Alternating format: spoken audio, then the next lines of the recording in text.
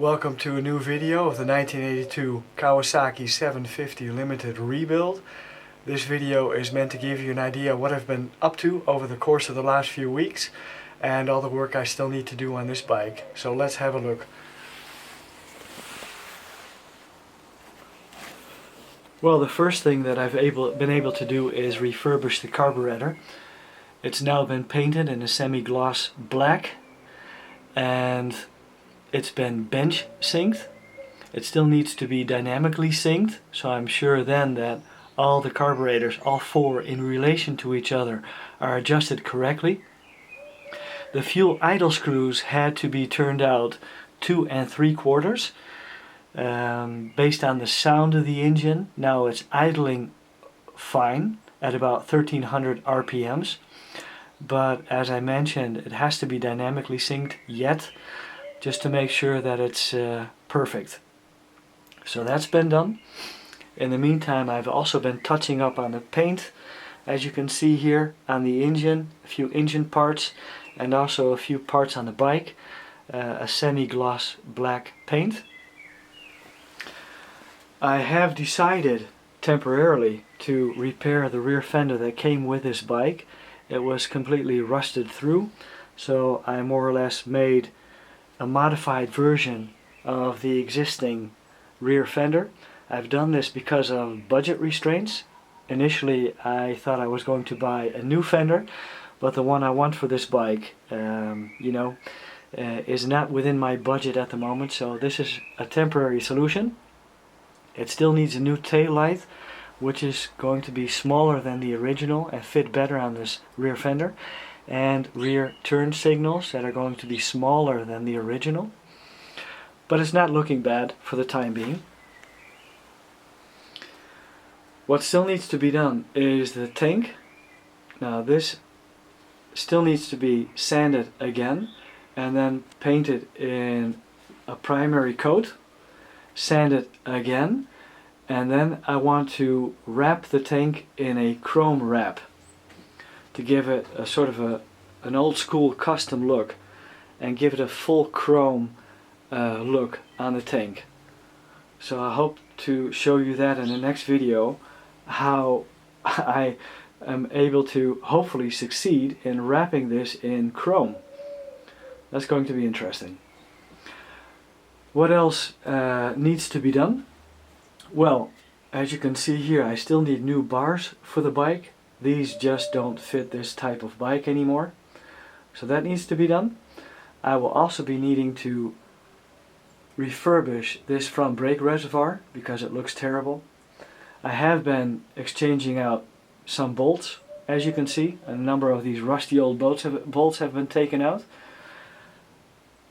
My rear view mirrors have been ordered. I'm waiting for them to come in. I'm also going to be needing new handle grips. As you can see, I want a new front lever for the brake and a new front lever for the clutch, of course. And I've been having some issues with the turn signals. I'll show you what I mean. When I put the turn signal on, it switches on fine, as you can see, but it doesn't flash. Same thing for the right hand side, as you can see here. So I'm guessing that my flasher unit is broken. I did test it with my multimeter and looked on the web how best to do that, and I didn't get an idea that it would be broken, but I can't think of anything else. I checked all the wiring and it's working. Actually, they're working fine, they're just not flashing. So I ordered a new flasher unit for $1.80 and I'm still waiting for that to come in. As soon as that comes in, I'll install it, and I'm sure I'm going to have flashing turn signals again. So what else needs to be done on this bike? The front wheel needs to come off. I need a new front tire, and the front wheel needs to be sandblasted and then painted in a gloss black finish. Same goes for the rear wheel. I don't need a new tire for the rear wheel, but I need to sandblast it and give it the same color. So that's an important step I still need to take. What I have been able to do, and as this is an aftermarket 4-in-1 Mac exhaust, and the muffler is of a canister type, as you can see here. The baffle was shaking in the muffler, so I took the baffle out, and it wasn't necessary to buy a new baffle. If that was the case, it would have set me back $52, excluding import duties and taxes. It could have cost me $90 to $100 to get a new baffle for this type of canister exhaust from the States.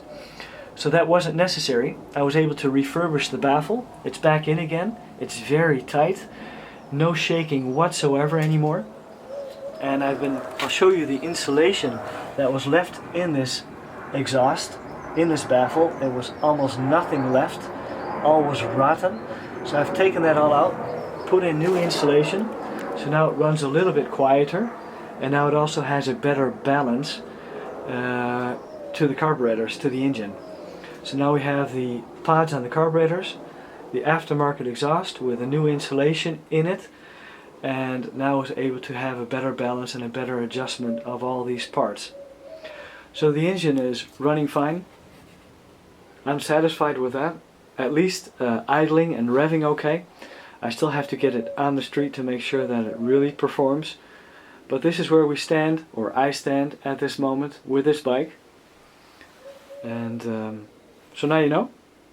And I look forward to a next video, hopefully to show you a lot more progress that I've been able to make on this bike. Thanks for watching.